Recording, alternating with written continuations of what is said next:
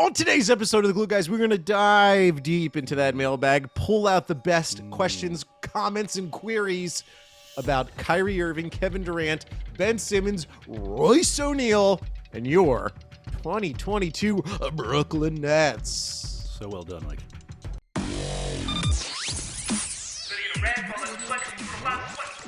Welcome back to The Glue Guys. This is Mike Arcelo, Brian. Check us out on Twitter at BK Glue Guys, netsdaily.com, The Athletic. Get yourself behind the paywall at theathletic.com/glue guys, a subsidiary of the New York Times. Brian. Michael. The Nets are back. Classic, Mike. We did it. Hey, Mike, can we just take a second for a tip of the cap? Sure. Does anyone know in Glue Nation what you've been up to, Mike, and your recent success? Guys, go check out what Mike's been working on. It's the Andrew Luck podcast show.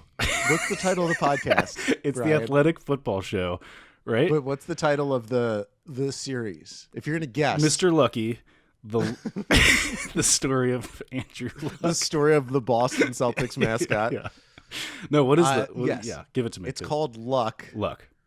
Yeah, so I am beyond. My day job is to talk to you all as one of the preeminent voices in Brooklyn Nets podcast of course fandom. Fair to say. On the side, I do narrative podcasts for The Athletic, and we came out with one of our big projects on this past Monday, a 6-part series about Andrew Luck. Yeah. From his time growing up in Europe all the way to his retirement. Mike has been burning and beyond. Burning the midnight oil on this thing, bouncing two youngins off his knees while recording this podcast. So I wanted to give you a little shine, Mike, to start the show. Okay? I've been like Maccabees burning that oil for 8 days and nights. Yeah. Okay? I'm keeping that oil alive. It's a miracle. Yeah. But I've punted on football, but I'm gonna boot that up, Mike. That's gonna get got. It's funny that you did a thing about how iTunes numbers are fraudulent. Yeah. When you talked about Draymond Green show. But Luck was the number 1 sports podcast in the world. Not fraudulent.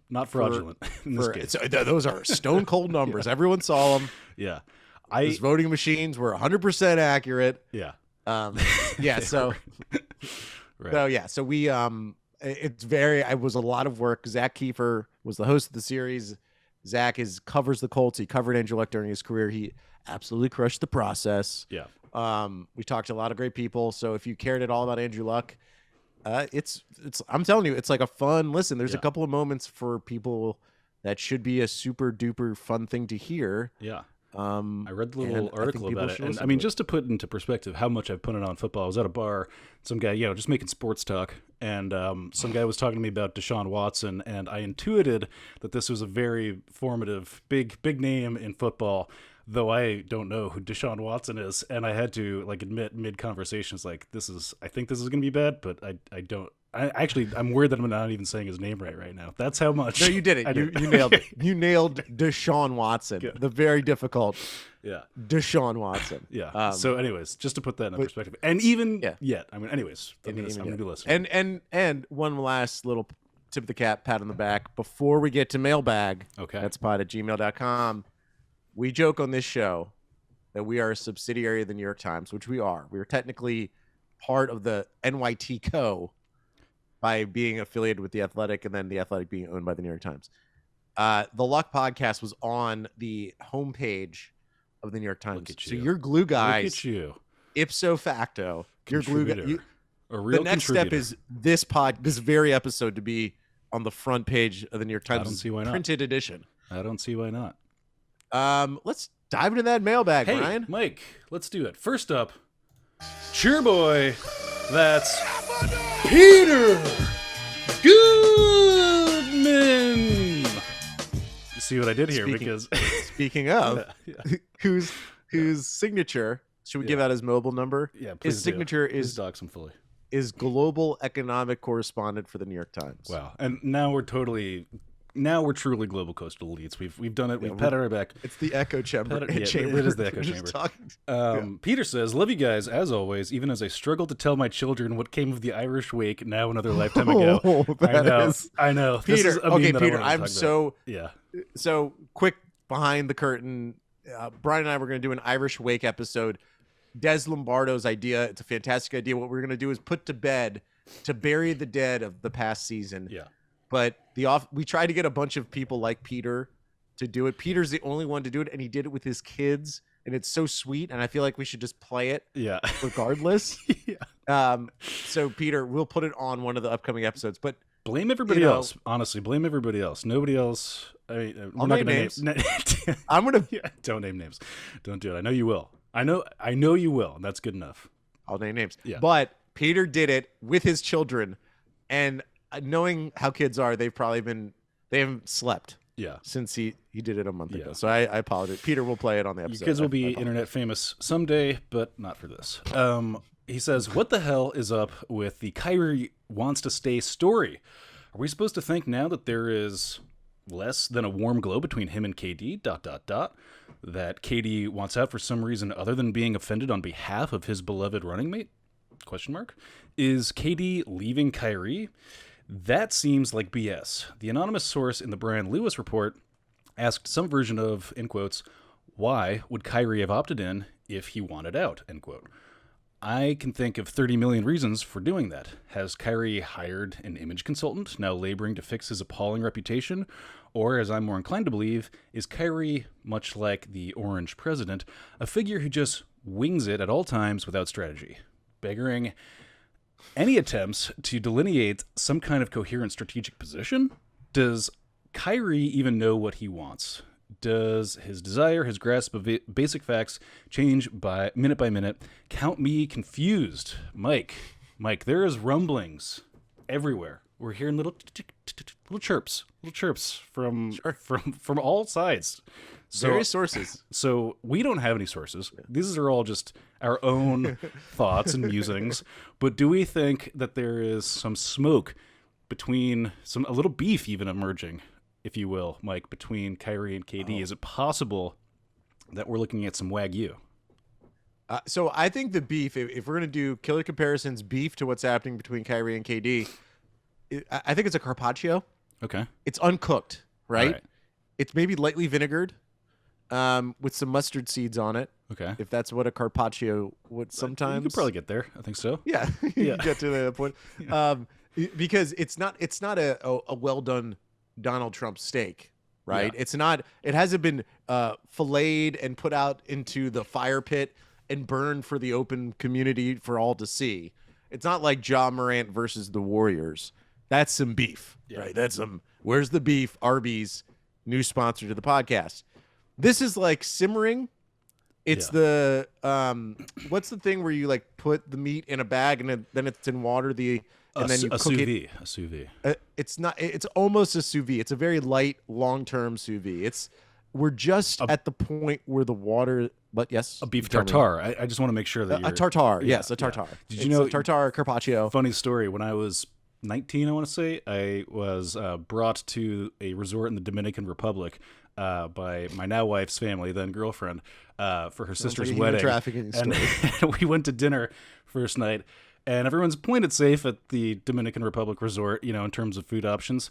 Not me. Beef tartare, baby. We're going hard in the paint. Yeah. Did you order beef tartare? Not as a your girlfriend's family? Yeah, I did. That's a ballsy move, my friend. That was back when I was 19, and my gut was just a cauldron to be filled with, it was just a true dumpster. And I didn't care. Well, I also didn't even know. Can you tell people what the microwavable food that you used to eat at Syracuse? You used to buy it. Okay. You bought frozen White Castle burgers. Oh, yeah. Then heat up in our. I'll still go for a frozen WC. Come on, what are you talking about? I was always blown away by that choice. Really? Come on. Of all the people, you're clutching your pearls. All right. What? Well, maybe it's a Jersey thing. What? Excuse? No. Excuse me. I'm saying a guy who likes the say it. Say it, Brian. Frozen fucking bad shitty food. Denny's. You're a Denny's man, Mike. Wear it with pride. It's not an insult. Okay, it's true. I'm just messing with you. I know who I am. Let's get to the Kyrie story for a sec by Brian Lewis. This was one of the most important stories we've seen in this offseason. The gist of it being, and I'll read directly from the story. Here's what a source close to Kyrie Irving told Brian Lewis. Great reporting by him for getting this. This is the quote. How did we get into this situation about trade when he opted in? I'm adding the emphasis. Yeah. Here is the situation. He opted in, which means he had and he has every intention of playing with the Brooklyn Nets. KD decides he wants out, and now everybody's talking about a trading Kyrie, right? Pff, come on. They didn't say come on. Kyrie has not asked for a trade. Now, if the Nets don't want him, that's something totally different. Yeah. Kyrie has not said he wants a trade. He opted in. Where did the trade conversations come from? Is it because KD requested a trade? And now everybody's like, let's trade Kai? Kyrie opted in. End of quote. Very interesting, Brian. Yes. Okay, let's just retrace the steps real quick. Please. Kyrie Irving wanted a long-term contract. The Nets would not give it to him. So then he asked to be allowed to look for a trade. Mm-hmm. He asked. Mm-hmm. And he sniffed around. Yeah. For 6 hours. It was a bit of a charade, I would say. He sniffed around, but he came back with his tail between his legs. Yeah. To Daddy Joe. Okay? Good. Perfect. I know you hate this. Yeah. No. And so now he's back with the Brooklyn Nets. And then KD requests after basically like how quickly after Kyrie opted in did I'm KD give it 48 hours day? Max. Yeah. Yeah. And then KD says I want out. Rich Kleiman tells Joe Tsai, reportedly. Yeah. And then so now we have had this whole KD saga. Now we have Kyrie Irving's person. Because I got to be honest, we say another source close to Irving. We know that the circle around Kyrie Irving is very small at this point. His stepmom is his agent. Obviously, he has his family around him. I'm sure there's still sort of like people within his orbit that, like it's like a marketing person and all that stuff. Mm-hmm. But ultimately, Kyrie has detached himself from Nike, has detached himself from, Excel or any other major sports agency. He is basically a flat planet out in the galaxy. Nice. And by the way, have you seen the pictures from the Webb telescope? No. That thing is amazing. Come on. Something flat out there? Or? No, it's very bright. It's bright stuff out there. Got it. So I just think so the source is like his stepmom, basically. Not that Brian Lewis told us that, but there's not that many people that source could be if we're saying it's close to Kyrie or it's Kyrie Irving. But the way that they're talking about Kyrie in the third person, right? Which Kyrie probably could also do. Yeah. This to me, this quote, I want to see what you think about it. I think this quote is like Kyrie basically saying, hey, this is Kevin Durant's fault. Mm. Like Kyrie's back in. Kyrie's right. Like literally the quote is like, Kyrie wants to play in Brooklyn, but it's KD who decides to opt out. And now everyone's talking about trading Kyrie Irving. No, Kyrie Irving wants to play in Brooklyn. Mm. KD is the guy who requested the trade. Yeah. I mean, it's pretty clear that beef is moving up from a tartare and a carpaccio to a really rare bloody steak. Yeah. It's moving up and up the ladder. Counterfactual, if I may. There were reports of them working out together in, I think, California over the last week or so. California. Do we think that that's, just a, 4 a.m. wake up, sweat it out kind of workout, or is this a, bit of a spiritual journey together? Maybe a little peyote in the desert kind of let's come back together and, find what made us want to be drawn to each other in the first place again. A couple's retreat, if you will. Let me ask you this. Have you ever had a friend where you didn't really want to be friends with them anymore, but they're too in the friend group to really fully banish them? So there's that awkward period where you're kind of having to invite them to things when you don't really want to invite them to things? Yes, I can relate a little bit. I don't have a ton of personal, but yeah, I think I know what you mean. Yeah, you don't have a lot of friends. I keep a pretty tight network. Yeah, but it's a tight network. Yeah. Yeah.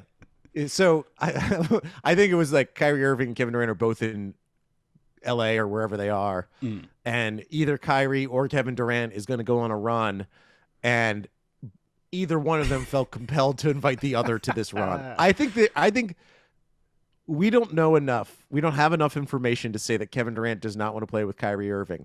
What we do know is that Kyrie opted in and Kevin Durant wanted out. Mm. So if Durant wants to play with Kyrie, I can't imagine that the problems inside Brooklyn are so bad Like if it was a problem with Sean Marks or a problem with Steve Nash, those are pretty easy problems for Joe Tsai to remedy to bring Kevin Durant back in the fold. Those guys are outside of the luxury tax and the CBA.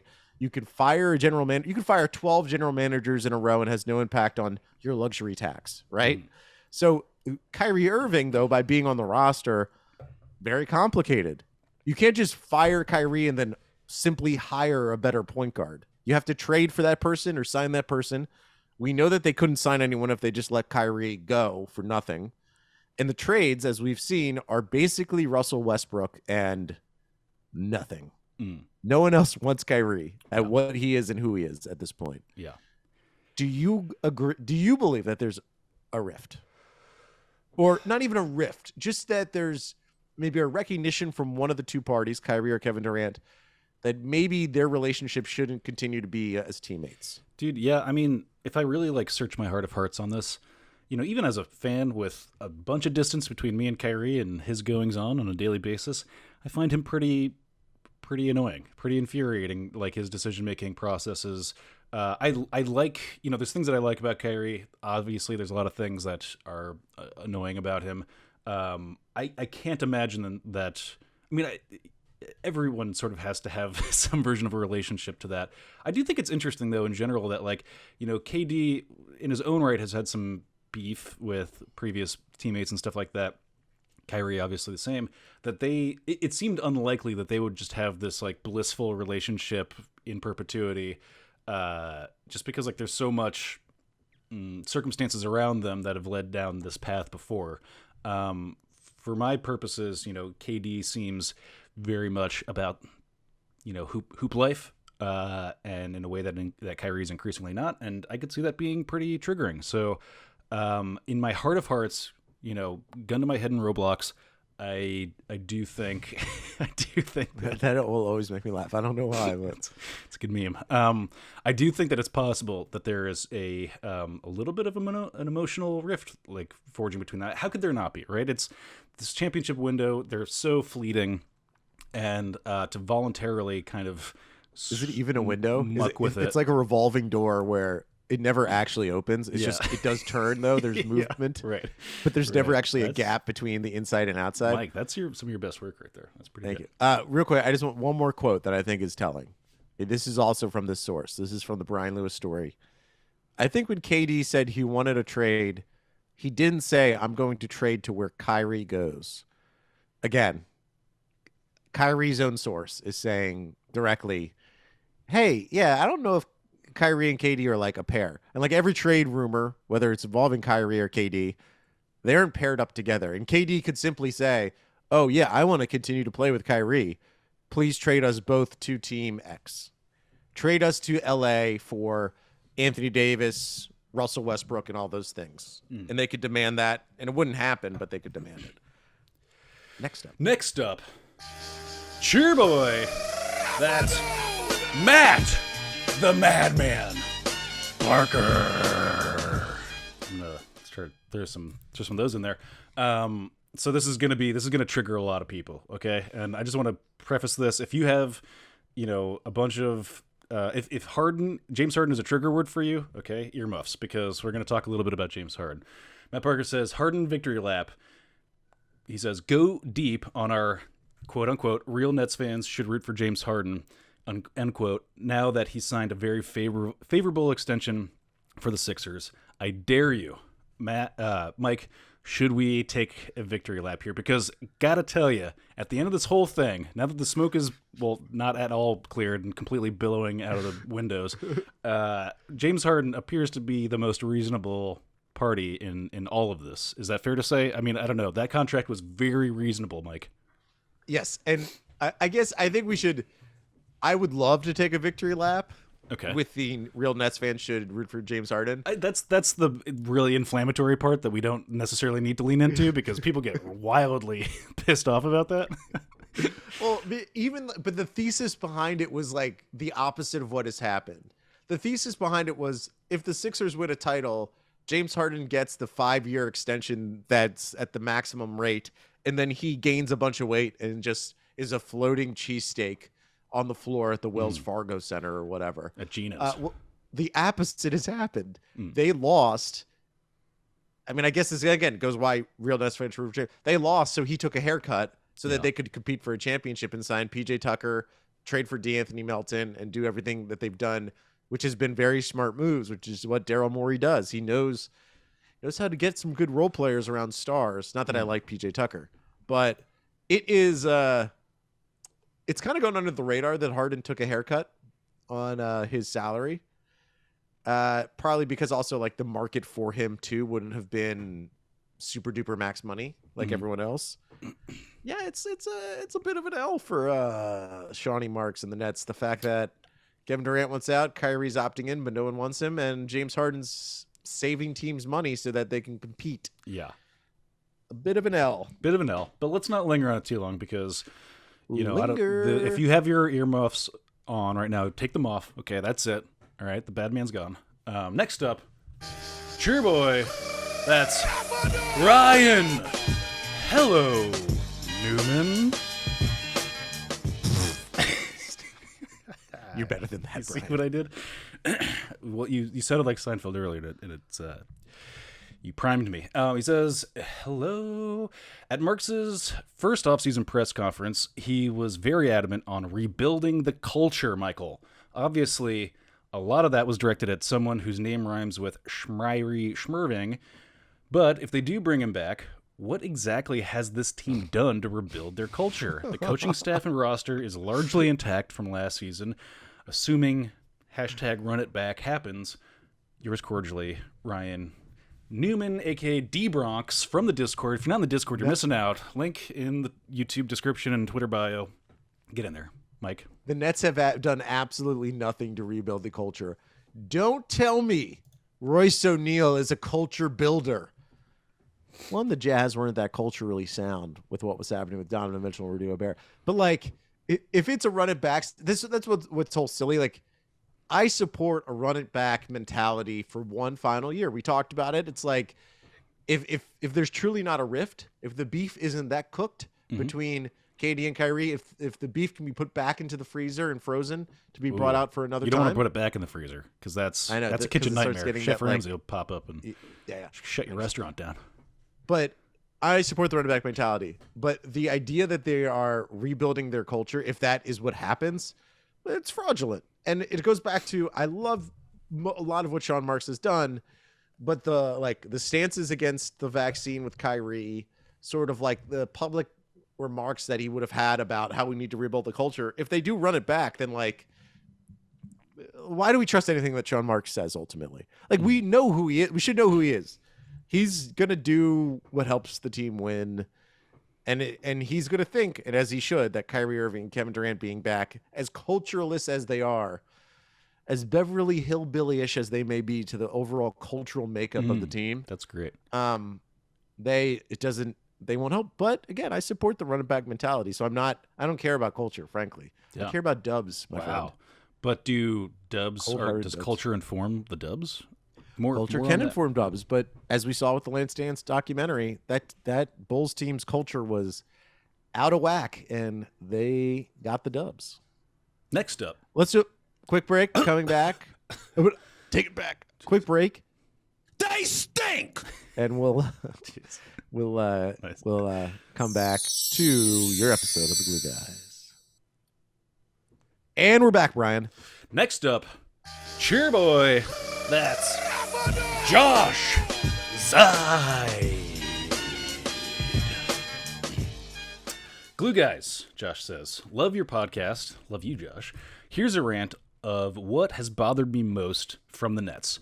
In the midst of this dramatic Nets saga over the last year, there has been very little mention in the media and in general of how Nets fans have been treated. They toyed with us on the Big Three. Signed, sealed, and delivered. Toyed with us on Kyrie's eligibility. He's not playing in road games. Then he suddenly is. Toyed with us on Joe's ankle. He'll be back. He'll be back. He's not coming back. Toyed with us on Ben Simmons playing. He's going to play. He's going to play. He's not going to play. Currently, toying with us with these KD and Kai trades. The communication to the Nets fan base has been a disaster, and no one is acknowledging this. Never have I experienced this from my beloved Nets organization. That's not true. In 20 plus years I've been watching. It's despicable how they've treated us Nets fans, and Josiah needs to be called out for this. Josh, fuming mad, but we appreciate the note. I will say that this actually, Josh, I challenge you to go back to even like the Darren Williams era of non-communication about career-altering injuries. But that aside, Mike, are you feeling this? Are you feeling the vibe? I mean, this comes directly from my heart, directly from my brain. Did you write this? Is this your? It's not talked about enough.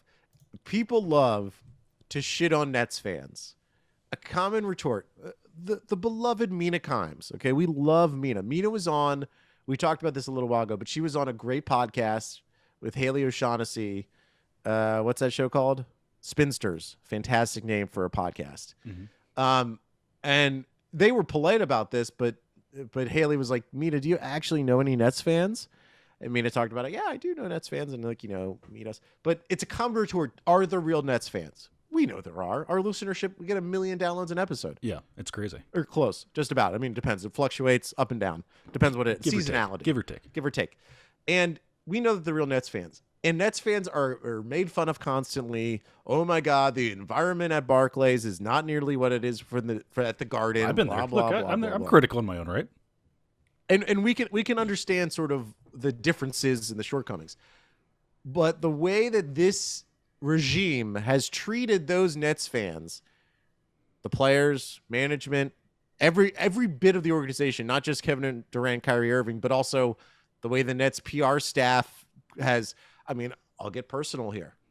Brian and I have done this podcast for 9 years now, and we were doing it in the darkest, deepest, just most disgusting Sean Kilpatrick, Donald Sloan-led teams, and they couldn't even lift their fingers to send a reply email if we emailed. We had made a whole drop for the D Sloan horn. Okay, a custom D Sloan drop. That's how committed we were to this team. All right. This team, this organization, they rarely care about building a fan base. They want to buy a ticket buyer base. What they care about is revenue and buying and pulling more people in to buy tickets. Yeah. They've done a few things that are really good for fans, like what Doug and all the people in the Brooklyn Brigade, and their support of the Brooklyn Brigade is a real, like, I love that. Yeah. Like, that is a real thing. They, and I know Sean Marks will go over there and hand out Modelo's to the crowd. Yeah. And one premium choice for a cheap beer to give away, Modelo. That's slightly. Is that the best cheap beer? I don't even know if I would. I guess it's cheap beer now, but I thought it was like, sort of upper middle class kind of beer. Like that's like. Is that a premium export? Maybe not upper middle class, but definitely like maybe not top shelf. Montclair beers. It's the Montclair beers. But yeah. And so they have done some good things, but to think that like fans are supposed to just slavishly embrace this team because Kevin Durant and Kyrie Irving are on it. That's not how humans are. Like, like, oh my God, the Barclays should be rabid. Yeah. We have never had an extended stretch of Kevin Durant and Kyrie Irving together building memories. The only memory we really have, Kyrie Irving wasn't even there, which is the Kevin Durant series against the Bucks. It's been injuries. It's been vaccination issues. It's been trades, sending guys that we love out for really talented players in, but then those guys want to leave. It's everything that Josh laid out in his thing with the Ben Simmons, though I think the Ben Simmons issue is way more to do with Ben Simmons and the Brooklyn Nets. The Joe Harris thing is ridiculous that he walked in the snow to try to get coffee. It's ridiculous. No one's talking about it. Everyone should be talking about it. There should be congressional hearings. Get Liz Cheney on Joe Harris walking around in the snow with his broken ankle. Can I say, though, yeah. Sorry, just to go back to the one point you made about the Nets, not, our personal grievances, but the Nets' lack of support of our own show. In their defense, we would spend 2 hours drinking 3 bottles of wine and just like talking direct shit about like Brett Yormark. So in their defense, I mean, but here's the thing: they were doing like the premium experience thing, and we were the scrappy upstart, and so it was easy. That was before we understood the game. It was easy. We thought we were punching up, and that's not how things go. That's how not we're punching down. Now we're punching down. Down at you. We're looking at you, Brett. from on high. Just kidding. Yeah, Sorry. Good luck with the Big 12, Brett. Yeah. That's where he is now. I don't know if you know that. Shout out to Brett. Shout out to Brett. Stop. But so seriously, it's Josh, this is a beautifully written email. You should post it on Twitter. It deserves to be read widely because it's true. Part of what the Nets should really focus on over whatever period of time, whoever's going to be leading this team, is like have those guys just play together and kind of embrace being Nets as opposed to being mercenaries who don't play together and then suck, right? Yeah. Like be good, like just play basketball. Like all Nets fans want, like, frankly, I think the Nets fan base is the best in the NBA because expectations are pretty low. Just a bunch of nice Brooklyn bloggers, just a bunch of lunch pail folks. And all we want to see is like a dunk. Yeah. We just want something nice. That's all we care about. Yeah. And instead they give us the anti-vax stances and just disgusting trade requests. The mercenaries that don't play it's a really annoying combo. it's like a Game of Thrones, like, if somebody like hired somebody to defend you and they just sat and drank wine. One of those types. It's more accurate that it's like the no-show mob job on a construction site. It's like they get paid to show up at a construction site, and then they just sit in a folding chair. Here comes Christopher with the hard hat. Yeah, exactly. And a cigar. Anyways, next up, sure boy, that's Edward Williams. Edward Williams. Just a straightforward name. Instead of trading, they got you. We usually, we get a lot of interesting names. This one, interesting in its own right. Instead of trading KD and Kyrie, how would you feel if the Nets ended up firing Steve Nash instead? If Steve Nash was let go, would you want to be? Who do you want to be the Nets head coach next? Mike, easy. If they should fire him, doesn't matter. Fire him right now. Doesn't matter if KD Kyrie stays. Fire him. Not a good head coach. Hire Quinn Snyder. Rebuild the culture. Even though I just kind of trashed the Jazz's culture. Quinn Snyder is a billion times better head coach than Steve Nash. I don't care if you trade KD or Kyrie or whatever. Like, fire. I don't understand what this devotion is to Steve Nash. And what has he done? Early in the offseason, we were hearing, or like right towards the end of that series, this infamous series, we were hearing a little chirping about that there was going to be an amicable split, and that just never materialized at all. It seems like that's like just totally copacetic at the moment. I don't know that there's any rumblings about movement there. I think it's probably because the Sean Marks culture building, blah, blah, blah, blah, and he probably feels like Steve Nash. If you're going to rebuild a culture, Steve Nash is a good guy to have, and I get it. Yeah. Also, Sean Marks went on a limb to hire Steve Nash, as KD influenced as that hiring was. But, if you fire Steve Nash, the next person that gets fired is Sean Marks. We need Steve Nash's, like, to get back to the D'Antoni years, we need his Dick Cheney to Steve Nash's George W. If only not because of George W.'s ability to, be a culture builder necessarily, but more in the way that Dick Cheney was the real operator behind the scenes, of the X's and O's. Instead, we have Sleepy Joe and Kamala. Yeah. That's right, Mike. Shots fired. Suck on that button. First your mark. That's the first anti-democratic joke we've made on this show. So it's just fair and balanced. We're fair and balanced here. Next up, Cheroy, maybe. That's Chleb. That's how we signed off. Where is it? Chleb. Part of the community. Chleb. Or no, wait. Is that Caleb? What's the topic of the email? It's Q for the pod. Okay. It is Caleb. And then, but it's spelled Chleb, and he spells it differently. That's what threw me off in his sign off. So Caleb. Yeah. Jesus. Hey, but fellas. The email. He signs off. I wanted to honor the sign off. Yeah. No, that's why. But anyways, his email is. People are going to be confused by this, but there's a reason for why that sounded dumb. We got some work going on in the background. Is there a saw going? Yeah, there's like an insane amount of outdoor work right now. Okay. And I'm like, what is happening? Nice. So Chleb says, "Hey fellas, have a couple of questions. First, Mike, what are your thoughts on spinach and artichoke dip?" Chleb, I tweeted out I would not talk. I would not, and I no. You came around. I will not talk about spinach artichoke dip. I you won't. Talked about how you reformed. You're in a state of reformation. Brian. Okay. All right. I want you to respect. Excuse me. I want you to respect what I said. Is that is in our contract? We don't talk about spinach and artichoke dip. I remember that now. This conversation is outside of our contract right now. Yeah. Talking about our contract. Got it. So got it. I'm not going to talk about it. Can't speak to that, Schleb. But secondly, what are the odds we can get the boys back in town and bring Booker, Cat, and D'Lo to the Nets via trading away the big three? Obviously, have to trade away Simmons too because of past girlfriend drama with Booker. That's funny. I love that, like, just the Eskimo Brothers meme is still says, like, what is that about our culture? It's like, well, we dated the same person. I can't even see that person. I can't look at them. Don't want to hear from them. It's really interesting.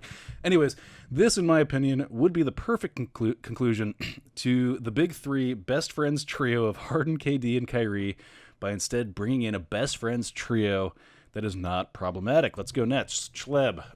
Mike, this is a bit of a meme, and one that I just, we have a couple of meme emails of trade ideas, which I love, but I wanted to honor the trade meme cohort, if you will, by at least picking one.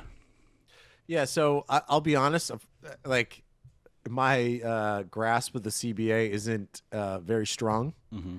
It's not a Kawhi Leonard grasp around a basketball level of grasp. It's more of like a small hands. Kenny Pickett. I know you're not a football fan, but Kenny Pickett has historically small hands for a quarterback, and that's like a really bad indicator. Kenny and the last name Pickett too. That's like it's a whole meme. Yeah. Anyway, so there's a rule in the CBA that we are now learning about that I've never heard before, involving Ben Simmons, in that a team can't have more than two guys on a rookie max extension, for whatever reason, because it protects against, building super teams at that young of an age, or I don't really know what it does. Booker and Cat cannot play on the same team if they're traded, like in a trade. Like, you couldn't trade for both Booker and Cat because you can't have more than one of them on your team. Mm-hmm. It's why the Nets, if they want Donovan Mitchell, would have to trade Ben Simmons, because Ben Simmons is a max guy on off of a rookie deal, and Donovan Mitchell is a max guy. So if you see these rumors, because it's out there, that Donovan Mitchell is available, and apparently the Knicks are very much linked to them, and God, would Danny Ainge love to deal with the Knicks. Danny Ainge, who runs the Jazz now, would absolutely love to negotiate against James Dolan and the Knicks. That's his white whale. It's got to be. That's his Moby Dick. He's been waiting for the Knicks to have all their draft picks and some interesting young players to negotiate off of. Yeah. So he's ready. So Cat and Booker cannot play together. I'm almost 100% sure, particularly if they were both traded to the Nets. Hey, I love the idea. Honestly, we keep talking about trades, and I don't know if this is in here, but the Scotty Barnes and anything else for KD is the thing that appeals to me the most beyond Brandon Ingram and picks. Like, Brandon Ingram and picks gets me, like, feeling pretty good about myself. Mm-hmm. But the Scotty Barnes and, like, Fred VanVleet and OG Anunoby, like, creating a new core makes me pretty happy. I was listening to some Raptors guys talk about, maybe on the Low Post potentially, and they think that they can do like an OG Anunoby, Fred VanVleet, no Scotty Barnes or Pascal Siakam style. That's how this is. There's a lot of, anyways.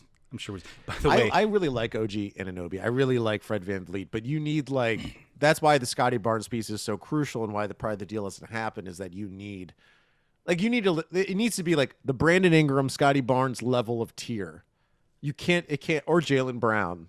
But Boston's not going to do that. Yeah. It can't be. You can't. OG Anunoby's like, there's a ceiling to him where Scotty Barnes feels pretty limitless, particularly if he ever starts hitting shots. That feels pretty good. Next up, your boy. That's Matthew Abramovitz. A mainstay in the email sphere. Yeah. Okay, here's the big one. Here's a good one, Mike. Hey, guys, what percentage would you put on KD and Kyrie coming back? Mic drop. No out. No sign off. Yep. That's it. The Nets are back. Very minimal. Really? Wow, interesting. Coming back for just for the last dance? I think it's because of what we've been starting to discuss here, is that it seems like there's a widening rift between the two. A recognition of that KD does not want to play with Kyrie Irving. We haven't heard 1 second of KD inferring in any of these trade requests that he wants to be around with Kyrie Irving. So I think there's a chance KD's back. I think the Nets could very much be like, we will take anything we can but Russell Westbrook. So please find a third team for us, Lakers, and we will make that trade with you. I think there's a decent chance, Mike. So we're going to depart a little bit here, if only because I agree with you in essence. But I think that because you are Leo DiCaprio and I'm Matt Damon, and this is The Departed. Is that right? Wow. Yeah. Did you watch that recently? Or something? No, I see. We departed. I got you. It's a popular movie. It is a popular movie. Love that movie. The essence of what you say, I agree with, and I think for that reason, because the beef is with Kyrie in particular, and not in this theory that we've concocted here, and not with Nets brass. Because of that, I think that there's a small chance, maybe not even small, maybe a 35% chance that they start playing for the beginning of the season while the Nets, continue to build the value of Kyrie Irving, the messaging around his availability, so on and so forth. I think KD, as I understand it, a reasonable person who would understand that he personally wants to benefit from the value that they would get back in a theoretical Kyrie trade. So for that reason, there's not a lot of, other than their maybe potential, obviously we're putting all kinds of qualifiers on this, their potential inability to get along at the moment. That for me probably isn't enough to keep KD full blown in outright protest. I'm not going to play. That doesn't seem like his brand necessarily, potentially, but I don't know. I put a 35% chance, Mike, which I guess maybe seems pretty high, but I don't know. Yeah, I guess I would only do it at 20, which is not that big of a gap between you. Feels but big. I feel really far away from you all of a sudden. Let's separate it out. Yeah. If they trade KD, what are the chances that Kyrie is back? Well, so here's the thing. I think based on what we're, and we're reading tea leaves here. This is an inexact science. Based on what we're hearing, though, I can't imagine the Nets pull the trigger on a KD trade before they do a Kyrie trade. I don't think that makes a lot of sense. Despite the fact that KD is the one that they would nuke the Kyrie value, because the rest of the league would be like, oh, they're not bringing Kyrie back to a Scotty Barnes led team. Right. So because the Nets could come out today and say after the Brian Lewis article, could be like, oh yeah, we love Kyrie, we're excited for him this year. They could come out and say that, he's on the team. But there's nothing that we've seen in the reporting that indicates that they actually want Kyrie Irving on the team anymore. Right. So in my imagining of this situation, I do think that Kyrie goes first, and then there's a little bit of touch and go after that for feeling out the KD relationship. But I would bet that the Nets management are more willing to play touch and go with that situation than continuing to touch and go with Kyrie at the moment. The heavy petting is a bit much. Should we do a quick just burn through a couple of these emails real quick? Yeah, they're pretty easy. We'll do the quick. Are you starting to say no intros on these people? No, we can do intros. Okay. No, we do the intros, but I'm just saying I kind of been milking them. Yeah, and I should be quicker. Next up, Sugar Boy. That's Graham Signer. What happened to him? Kessler Edwards is what we're talking about, because that's in the subject of the email. Kessler, what happened to him? He got through his rookie wall, looked solid, but has regressed to a really bad place. How can we fix him? Mike, are you worried about Kess? This is summer league reaction. Kessler Edwards is not a guy that... He's a system guy. He's a system guy. He's not looking for his own... The wing shooter defensive bro is not the best place, particularly did you see the Cam Thomas eye roll about the mention for Steve Nash? So there's a post-game interview. Most people... What? So there was a post-game interview. God, I've been Cam Thomas scored 25 points on 5 of 15 shooting, but he was great from the free throw line. So a classic Cam Thomas game.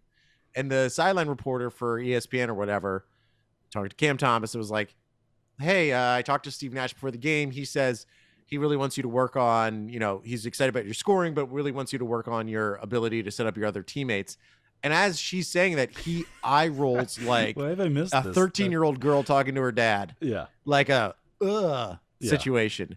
And to the credit, I don't know who the sideline reporter is, but it was a really good question. He was like, why did you make that face? And he was like, oh, nothing. And everyone's interpreted it online as like Cam Thomas hilarious is kind of like being a jerk about Steve Nash. So all of this ipso facto to say, Kessler Edwards, like playing with Cam Thomas in summer league is very counterproductive for a lot of the other guys on the team. As great as Cam Thomas maybe feels about himself, Cam Thomas really, actually, I'm like getting very worried about. I know he's putting up num-nums, but it's because he's shooting the ball in at a insane volume. Mm-hmm. And he's not putting himself in a role to play with superstars at any point. He's just doing the thing that got him there, which is a hard thing for a young guy to get out of. Back to Kessler, just, summer league. He's a 3-and-D guy. Yeah. Let's give him a little time. When he plays with Fred VanVleet next year, he'll put up num-nums. Truly. Next up, Cheerboy Ewan Daniels. I feel bad about that one. IWAN. What am I missing here? Ewan? I'm gonna let you do it. Yeah. I'm gonna let you. Hi guys. The Jazz are obviously hitting the full rebuild button. Who is the player from the Jazz we should trade for, assuming we are running it back with KD and Kai? Not to throw too much shade, but I'm sure you saw the Bobby Marks trade machine thing on ESPN that got dogged pretty heavily. No. What was that? Yeah, so it's a Donovan Mitchell trade that gets KD to Phoenix, and we get back like Miles Turner, some stuff. No, I'm underselling this. I should pull up the actual trade. But anyways, we get no first round picks or pick swaps or anything, and Utah trading Donovan Mitchell get back I think 8 total, and like 5 first round picks and 3, and everyone's memeing. And, friend of the show, Bobby Marks, but he set himself up there for a classic screwing the Nets with no draft picks. Can I just tell people, this is, as much as people in the NBA probably hate the trade machine, they're also the same people that think of these kind of trades. Yeah. Because Bobby Marks was literally the guy, one of the people in the Nets front office who. But friend of the show, and shout out, does great work. But sometimes, it's probably a producer anyway. For the NBA. That could be an intern. Literally, essential work. He was just throwing it out there. We all don't have to be perfect, That's the thing with the trade machine. People like to go hard in the paint on those when people have bad trade ideas, but like we're just it's an invitation for a conversation. That's how I see them. Like, very diplomatic, right? Yeah, I love Pat Bev. Absolutely love him. I'm kind of mad the Nets couldn't have figured out a way into that Rudy Gobert trade when they could they have combined the Royce O'Neal element of that trade to then get Pat Beverly redirected to them, and they could have sent Cam Thomas to Utah, because Pat Beverly's, even if the team's not that good in terms of if they trade KD and Kyrie, I still want Pat Beverly on my team. Yeah, he's a culture dude. So he invigorated the Wolves culture. So I want him, and I'm with you, Mr. Daniels. Sorry, I'm just getting a bunch of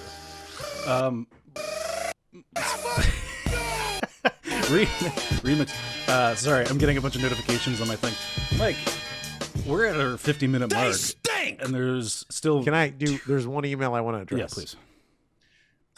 I'm not going to dox the person because they sign off as Lucius Harris, which. Am I not getting updates on this? It's thievery is the subject line. Oh my gosh. Okay, here's what it was. How do you feel about Kevin Wilde's purloining? Basically stealing, I guess is probably the word. Your last dance take on the recent Bill Simmons podcast episode. Here's what I feel about Kevin Wilde's. Extremely creative person, and I can guarantee he did not purloining. Stole, like a lot of people have had the last dance take. Pilfer. What? Is it pilfer? I'm telling you, look at the word. It's almost like the word is like lioning, but there's a PUR at the front of it. Okay. So it's probably a very smart word that I I don't get. I'm going to do the whole Google search thing. Yeah. And it means to steal something. Purloin. Purloining. No, purloin. I was saying because you said. You hear that? Yeah. Purloin. That's handy. Yeah, so I appreciate, hey, did I listen to it? I was like, hey, we did that take? Of course I did. And Brian knows I'm predisposed to think that people steal our takes all the time. That's true. Mike is it's incredible that you're not more MAGA oriented with the amount of conspiracies you contrive. Back on. Fair and balanced, guys. But I know for a fact, like, there have been other people who have stolen our takes. This is not a stolen take. This is a very out there take. I will say our delivery of our Last Dance take with the scene at Siddell's with Josiah and Kevin Durant, I think that's the best version of the take that anyone's done. Yeah. Like, I think that was a masterpiece. It was cinematic, really, if you want to say. Literally, the Louvre emailed me. Not even like a director at the Louvre, but like the building. Yeah. It was like, hey, I'm a building, but can I have the janitor? It was the janitor at the Louvre. Yeah. Larry Louvre. Larry Louvre dialed me up and said, "Ooh, Mr. Glue Guy, could you please? Oh, Mr. Glue Guy." It's that turned. That got interesting at the end. Remember how it was like the never mind, I won't go into this, but yeah, we're almost at the end. Like, let's get out of here if we could, Okay. Hey, great episode today. That was Thank it? you for everyone emailing. Did we get to it? Oh, we just wanted to say that. Like, no, I understand. It was something that I heard myself. I was like, oh, we did that take, but of course, like, he didn't steal it. It was very available it's a very available thing for everyone to sort of come to logically themselves. I say we did it better. Yeah, we did the best. No one's done it better than us, but yeah. Perfect. Mike, where do they find us? They find us on Twitter at BKGlueGuys, netsdaily.com, The Athletic, get you up at the paywall, theathletic.com/glueguys. YouTube, hey, come on. Smash that. Smash all the buttons there. I will say also, as we exit, thank you to everybody that emailed and all the people that we didn't get to. We promise there will be so many more of those. I always feel so bad for the people that emailed in and didn't get their stuff read. It's terrible, but what can we do? We're at the 55-minute mark or whatever, so we gotta go. Mike. Talk to you later. Bye, everybody. The Nets are back.